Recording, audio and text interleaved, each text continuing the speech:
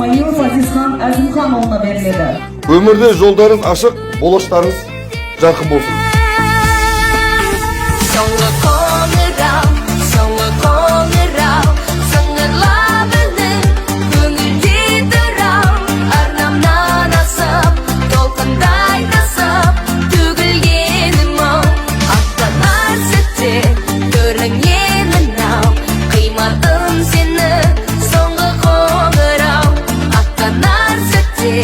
Görüngen now, kıymadım seni.